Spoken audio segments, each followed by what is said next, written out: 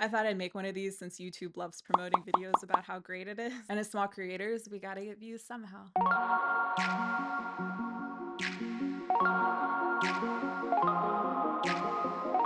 If you're new here, my name is Rachel, and as of right now, I have 418 subscribers. That obviously means that this is considered to be a small channel. But if I had 418 people together in a room who were all there because they were interested in something that I was sharing, I would be so grateful. I would feel overwhelmed. I have like 47,000 or so followers on TikTok. Less and less lately because I rarely post there now. And I decided to switch to devoting my time and energy to YouTube instead. Here's why. TikTok peaked in like 2021. I used to be able to do TikTok lives in 2021 and I get like 70 people to show up with roughly the same amount of followers as I have now because I haven't been able to grow on TikTok since 2021 either. And with the changes to the platform, today when I go live, I'm lucky if I get like 5 people to show up. And I saw the same thing happening with accounts that were way bigger than mine as well. Accounts that I enjoy that had like 800K followers in 2021 or even like 1.5 million at that time are still hanging out at that same level years later. And as we all know, the TikTok algorithm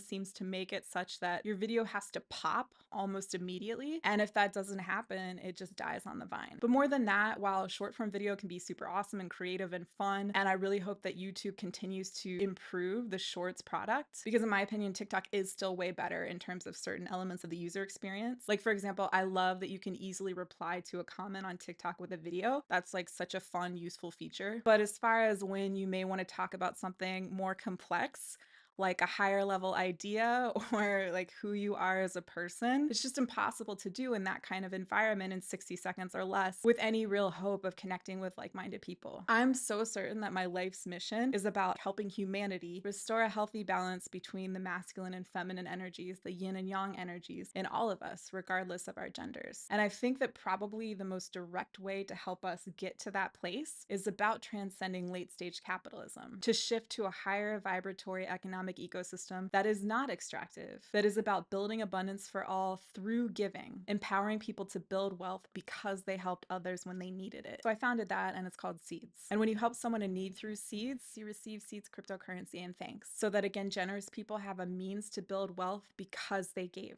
The Seeds community is giving gifts to people in need in 30 countries and counting, with a focus on helping women. Seeds is designed with an abundance of healthy feminine energy in mind, with the intention of meeting the healthy masculine energy through the structure of the ecosystem itself. And I'm so convinced that that's key to transcending the limitations in the old system, which have held so many of us back. I started buying Bitcoin in 2013 when it was at around $90 a coin, but then I had to sell it to pay the bills when it hit around $1,100 a coin in January of 2014. It was an awesome trade. I mean, that was Bitcoin's all-time high in that moment. I used to be a pro stock trader, and that was like one of my best trades ever. But needless to say, if I had been able to continue to hold that Bitcoin until today, I would have a lot more money. So to combat that problem, in the hopes that this doesn't have to happen to you, anyone who wants to is welcome to redeem a seed to ask for help for any purpose, so long as it's legal, and you can receive that money as a gift with no strings attached. So that way you don't have to sell something now to cover your rent or whatever that in the future could be worth millions. And so yeah, you can probably see that all of this is complex enough that it really was impossible to explain in a minute or less on TikTok. And as a result, I kind of got reduced to being this person who is just perceived to be someone who talks about cryptocurrency in general. And that meant that people started listening when I was speaking about it on TikTok in 2020. The people that have made money in Bitcoin so far have been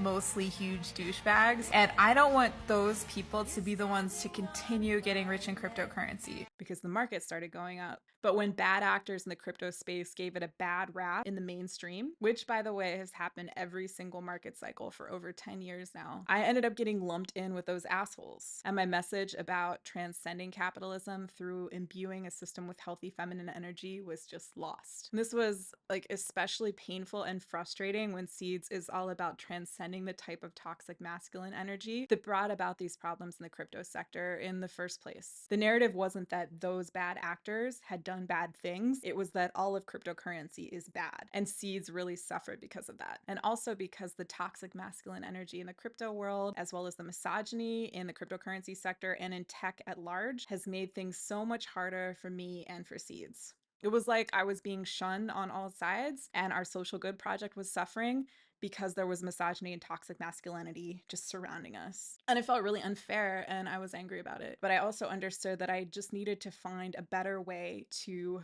convey this message and reach more like-minded people. So by 2019, I realized that cryptocurrency was known enough in the mainstream that I could leverage my experience as a pro stock trader who started buying Bitcoin in 2013 to teach a course about cryptocurrency trading in order to raise the money to sustain seeds. And when I talked about the course on TikTok in 2021, it was great. It went really well. Even though I couldn't explain seeds and my worldview and like what I thought my life's mission was very well in shorts, I could explain it a little bit better in TikTok lives. But then by 2022, that no longer worked on TikTok at all, really. And with the same number of followers, over 47,000 or so, we had a much smaller number of people join the course. And then in 2023, it was even smaller. However, this year in 2024, I started really committing to trying to share this message on YouTube instead. And even though I have less than 1% as many subscribers on YouTube as I do followers on TikTok, when I focused on YouTube to share about the course, we had as many people join as had joined in 2022, which is such a good sign. And we've also had several nice people make gifts to Seeds because of YouTube as well. That just didn't happen on TikTok in the same way. Before I founded Seeds, I made a feature documentary film about the impact of microloans on women around the world. I was 25 when I started the project, and I really didn't know anything about making a feature-length film, let alone one that's shot on 4 continents. But I feel like there were really 2 main challenges. The largest, by far, hands down, was raising enough funding to make the project happen. And that was a big part of what led me to found Seeds. Artists need accessible resourcing so that we can create, and that just doesn't exist in the old system, and so Seeds is working to address that problem. But then it felt like the other big blocker for me was needing help with editing. I had to rely on someone else to take care of that because I didn't really know how to edit very well, and good editors were expensive. But on YouTube, I can feel myself getting a little bit better at editing with every video. Like, for example, in my last video, I felt like I was finally starting to understand how to use appropriate music to really enhance what was going on screen. And that had totally eluded me before. Though, of course, as soon as I watched the video back after posting it, I was immediately embarrassed when I could see all of its flaws. But that's the thing with YouTube, I'll get a little bit better next time. And I'm so grateful to have access to this platform and the people it's allowing me to connect with so that I can continue to work to improve. I'm the same age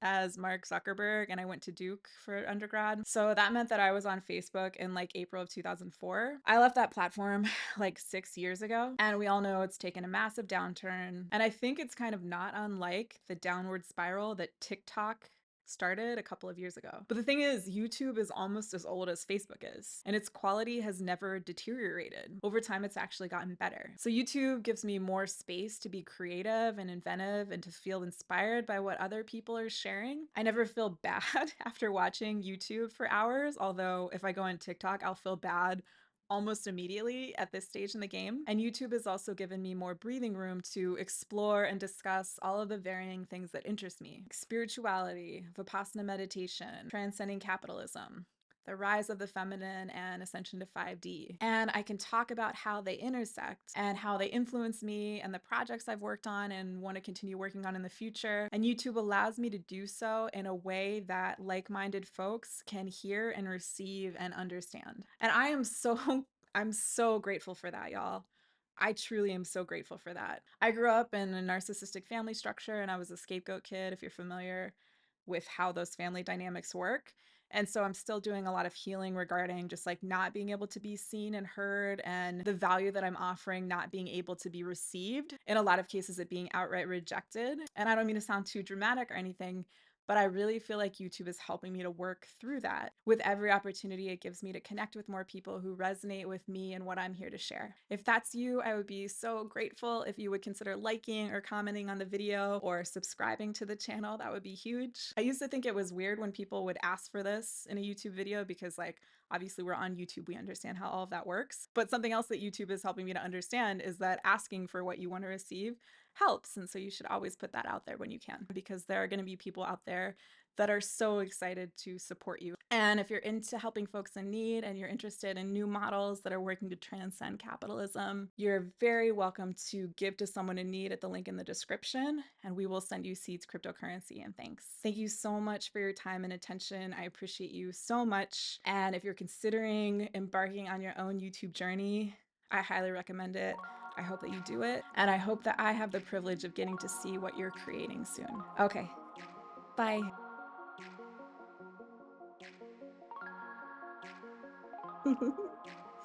Oh, good boy.